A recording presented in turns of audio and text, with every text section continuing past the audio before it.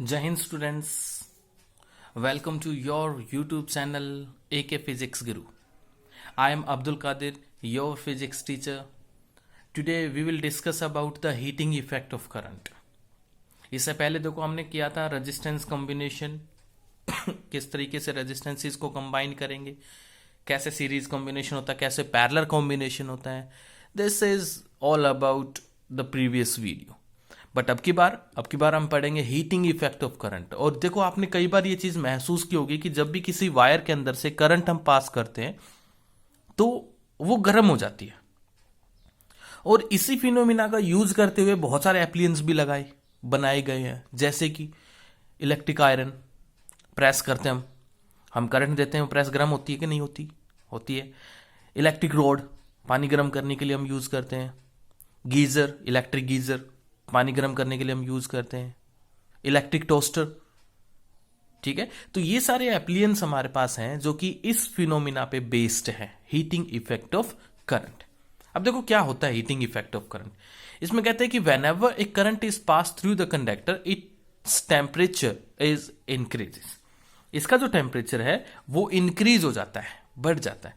इसी को हम क्या कहते हैं, हीटिंग इफेक्ट का नाम दे देते हैं. ठीक है, अब क्वेश्चन अराइज हुआ भाई गर्म क्यों होते हैं करंट देने से, ऐसा क्या फिनोमिना हुआ कि मटेरियल या कंडक्टर जो है वो गर्म हो जाते हैं. तो नेक्स्ट क्वेश्चन अराइज ये हुआ कि why the heating effect produce when current is pass through the conductor. तो अगर हम सिर्फ बात कंडक्टर की करते हैं, क्योंकि इंसुलेटर में से तो करंट पास होता ही नहीं, तो वो गर्म होगा क्यों. ठीक है, तो हम बात कर रहे हैं सिर्फ कंडक्टर की. तो conductor is always have the free electrons. अब फ्री इलेक्ट्रॉन्स क्या होते हैं? वो इलेक्ट्रॉन जो कि न्यूक्लियस के साथ बहुत लूजली बंधे हुए होते हैं, और जैसे ही उन्हें थोड़ा बहुत भी पोटेंशियल मिलता है वो अपने आप न्यूक्लियस को छोड़ देते हैं और भाग जाते हैं. ठीक है, जैसे कि हमें पता है कि हर एक कंडक्टर एटम से मिलकर बनता है. एटम है तो इलेक्ट्रॉन भी होंगे, और इलेक्ट्रॉन जो लास्ट ऑर्बिट में रहते हैं वो बहुत लूजली बाउंडेड होते हैं, इसलिए वो छोड़ के भाग जाते हैं. ठीक है, अब बात आई भाई फ्री इलेक्ट्रॉन्स हो गया. अब जैसे हम पोटेंशियल डिफरेंस अप्लाई करते हैं कंडक्टर पे, ये फ्री इलेक्ट्रॉन्स है वो चलना स्टार्ट कर देंगे. कहां से कहा? From high potential to the low potential. High potential से लो की तरफ चलना शुरू कर देते हैं. ठीक है, देन इलेक्ट्रॉन जब भी चलते हैं अपने नेगेटिव पोटेंशियल से पॉजिटिव की तरफ जाएंगे, तो ये हमेशा क्या करेंगे, एक दूसरे इलेक्ट्रॉन के साथ कोलिजन करेंगे या फिर किसी दूसरे आयन के साथ कोलिजन करेंगे. ठीक है, सो ये जो फ्री इलेक्ट्रॉन्स थे, ये फ्री इलेक्ट्रॉन्स ड्रिफ्ट करना शुरू कर देंगे. कहां से कहां? From low potential to the high potential, क्योंकि जो नेगेटिव पोटेंशियल है वो है लो पोटेंशियल, और इलेक्ट्रॉन यहां लो से जाएगा हाई की तरफ. ठीक है, low potential to high potential. These electrons will collide. जब ये मूवमेंट करेंगे लो से हाई पोटेंशियल की तरफ, तो ये इलेक्ट्रॉन्स दूसरे इलेक्ट्रॉन के साथ कोलिजन करेंगे, या फिर कोई बीच में कोई आयन अगर मिलेगा तो उसके साथ क्या करेगा, कोलिजन करेगा. अब देखो जैसे ही ये इलेक्ट्रॉन चलता है इनिशियली, तो इसकी स्पीड बढ़ेगी स्पीड. अगर स्पीड बढ़ेगी तो as we know that kinetic energy का एक फॉर्मूला आता था, हाफ एम वी स्क्वायर. ध्यान है? नहीं है? वेरी गुड, ध्यान है. तो जैसे ही स्पीड बढ़ेगी, वेलोसिटी बढ़ी, काइनेटिक एनर्जी बढ़ जाएगी इसकी काइनेटिक एनर्जी. वेरी गुड, तो इसकी काइनेटिक एनर्जी इंक्रीज हो जाएगी. लेकिन जैसे ही टकराएगा तो स्पीड कम हो जाएगी, क्योंकि जैसे ही कुछ चीजें टकराती है तो उसकी स्पीड अपने आप ही डाउन हो जाती है. जैसे दो बच्चे दौड़ रहे हैं, टकरा गए, टकराने के बाद क्या वो उसी स्पीड से दौड़ते रहेंगे? नहीं, टकराते ही वो तो अपनी या तो स्पीड कम करेंगे या गिर जाएंगे, यानी कि उसकी स्पीड क्या होनी है, डिक्रीज हो. तो जैसे ही कोलिजन करेगा ये इलेक्ट्रॉन किसी दूसरे इलेक्ट्रॉन के साथ या आयन के साथ, इसकी स्पीड कम हो जाएगी, और स्पीड कम होते ही काइनेटिक एनर्जी क्या होगी, वो भी कम हो जाएगी. जैसे ही इसकी काइनेटिक एनर्जी डिक्रीज होगी, ठीक है, जैसे ही ये टकराएगा, टकराने के बाद ये काइनेटिक एनर्जी को डिक्रीज कर देगा. जैसे जो इसकी काइनेटिक एनर्जी डिक्रीज हुई है, जो काइनेटिक एनर्जी लॉस्ट हुई है, वो लॉस्ट काइनेटिक एनर्जी कहां जाएगी? That lost of kinetic energy या loss of kinetic energy is converted into heat. ये जो लॉस हुआ था काइनेटिक एनर्जी का, ये लॉस किस में कन्वर्ट हो जाएगा? हीट में कन्वर्ट हो जाएगा. ठीक है, so this is the reason that why the heating effect produced. ठीक है, अब देखो कोई आपसे पूछे why the resistance offered by a conductor. Conductor resistance offer क्यों करता है? वो भी इसी कोलिजन की वजह से करता है. जैसे पोटेंशियल डिफरेंस अप्लाई करेंगे इलेक्ट्रॉन मूवमेंट करना शुरू कर देंगे और ये इलेक्ट्रॉन दूसरे इलेक्ट्रॉन के साथ कोलिजन करेंगे और दूसरे आयन के साथ कोलिजन करेंगे। देखो अब इनके मोशन में रुकावट पैदा हो रही है। अगर इलेक्ट्रॉन स्मूथली चलता तो करंट स्मूथली पास होता, लेकिन ये कोलिजन कर रहा है, इसलिए डिफिकल्टीज आ रही है इलेक्ट्रॉन को यहां नेगेटिव से पॉजिटिव टर्मिनल तक जाने में। यही डिफिकल्टीज तो रेजिस्टेंस है। ठीक है, तो रेजिस्टेंस ऑफर क्यों हुआ वो भी देखो, यही रीजन इसका दे रखा है। इसके बाद आता है भाई हमारे पास नेक्स्ट जूल हीटिंग लॉ। अब जूल एक साइंटिस्ट का नाम था और उन्होंने बताया कि जो हीटिंग प्रोड्यूस्ड होती है किसी भी कंडक्टर के अंदर when current is pass through it, that heating produced is always directly proportional to square of current flowing through the conductor, directly proportional to the resistance of the conductor, and directly proportional to the time for which the current flow। इसको नाम दिया गया। ये 3 factor बताए गए जिनके ऊपर heating effect है वो डिपेंड करता है। जब इन तीनों फैक्टर्स को मिक्स कर दिया गया then we get a relation H is equal to I square into R into T. हमने कहा था ना that heat is depends on the heat is directly proportional to the square of distance, square of current, इसलिए देखो square of current हो गया। Directly proportional to the resistance, इसलिए देखो आर आ गया।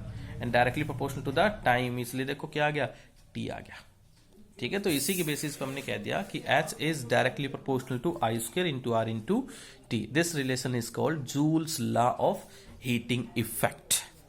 ठीक है, इसके बाद आता है हमारे पास next that electric energy.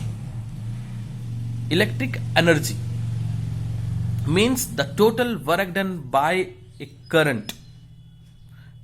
Total current कितना होगा, total work done by an electric current in an electric circuit. So next आता है भाई electric energy. Electric energy means the total work done by an electric current is known as energy, electric energy. ये इसकी definition होगी।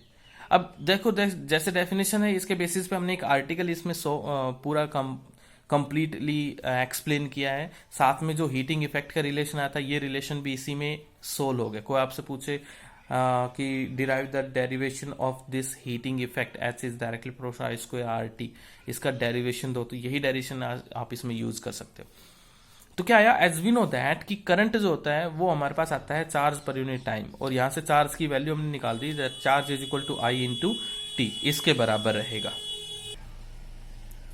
सो as we know that कि I is equal to Q by T होता है, Q is equal to I into T के बराबर आ जाएगा। ठीक है, according to the definition of potential difference. Potential difference की जो डेफिनेशन होती है work done per unit charge, उसी के बेसिस पर हमने कहा potential difference V is equal to work done per unit charge. ठीक है, यहां से W की वैल्यू निकाली, that W is equal to V into Q, इसके बराबर आ जाएगा। एज क्यू क्या था, हमने ये वैल्यू बताई थी, Q is equal to I into T के बराबर था। यही वैल्यू अगर क्यू की यहां रखते हैं तो हमें मिल जाएगा V I into T. But as you know that according to Ohm's law V is equal to I R, है ना, ये ओम्स लॉ के according V is equal to I R. ये वैल्यू अगर उठाए यहां पे रखे V की जगह पे तो हमें मिल जाएगा work done is equal to I R into I into T, I square बन जाएगा, आर टी बन जाएगा। This is the work done. ठीक है, when the conductor when a current is pass through the conductor then this amount of work done is converted into heat. इसलिए इसी को हम क्या नाम देते हैं, हीटिंग इफेक्ट का नाम भी दे देते हैं। फॉर्मूला आया था ना हमारे पास, H is directly proportional to I square R T, यही फॉर्मूला भी बनता है। ठीक है, so this work done is also called the energy and converted into heat. तो इसी को हम वर्क डन का नाम दे देते हैं, इसी को हीट का नाम दे देंगे और इसी को ही एनर्जी का नाम भी प्रोवाइड कर देंगे as V is equal to I into R. So हमारे पास फॉर्मूला बना H is equal to I square R into T is equal to E। बहुत आसान है, बहुत ही ईजी है, शायद इससे ईजी आर्टिकल नहीं होगा इस पूरे चैप्टर के अंदर। चलो, तो हमने कहा कि work done is equal to heat is equal to I square R into T, और यही एनर्जी के बराबर भी है। ठीक है, as we know that V is equal to I R. अगर हम यहां पर आई आर की जगह V रख देते हैं तो फॉर्मूला बन जाएगा heat is equal to V I into T.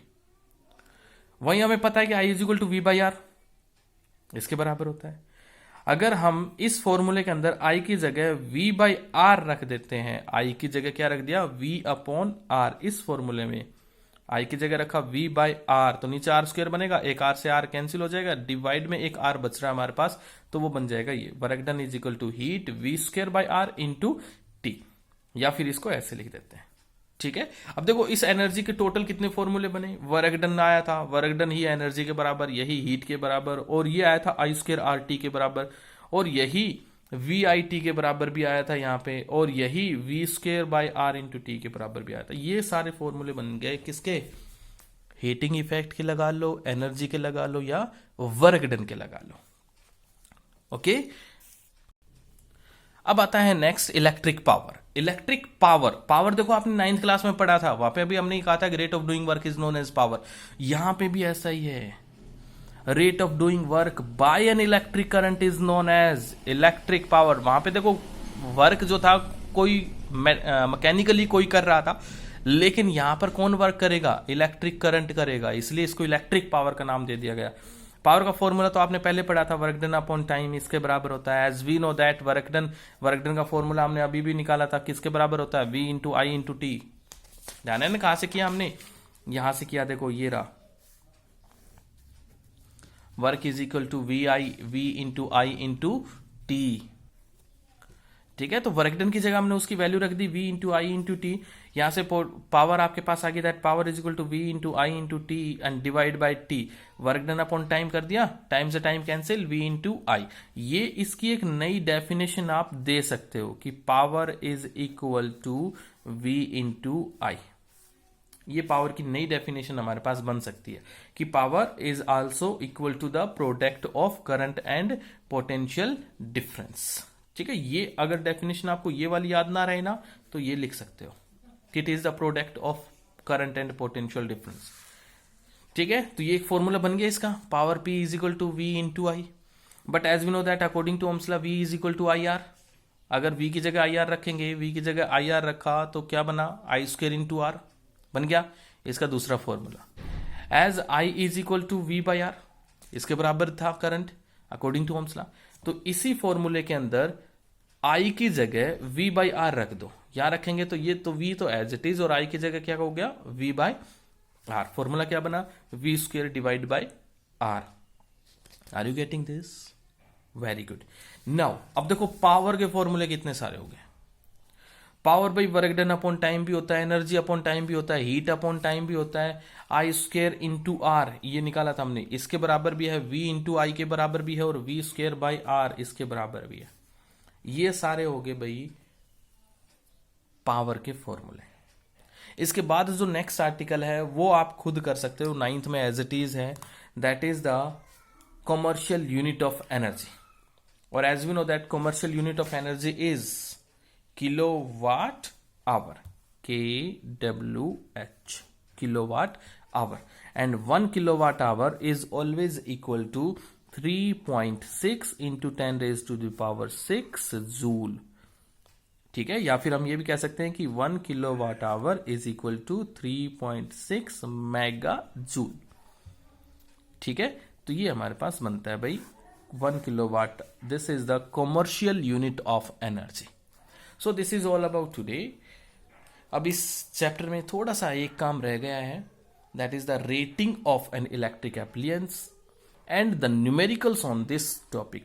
इस टॉपिक के न्यूमेरिकल बहुत ज्यादा इंपॉर्टेंट है भाई, हर बार पेपर में एक न्यूमेरिकल इस टॉपिक से आ ही जाता है, चाहे इलेक्ट्रिक एनर्जी से आओ, चाहे हीटिंग इफेक्ट से आओ, चाहे पावर से आओ, एक यहां से न्यूमेरिकल जरूर बन ही जाता है। तो इसके न्यूमेरिकल बहुत ज्यादा इंपॉर्टेंट है। सो गाइज, ये न्यूमेरिकल्स आपको सोल्व करने हैं। This is all about today. Thank you so much. Stay at home, safe at home.